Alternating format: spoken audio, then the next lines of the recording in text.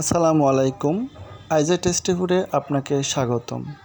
দর্শক, আজকে আপনাদেরকে এমন একটি রেসিপি দেখাতে যাচ্ছি যা দেখে আপনারা সত্যি অবাক হয়ে যাবেন।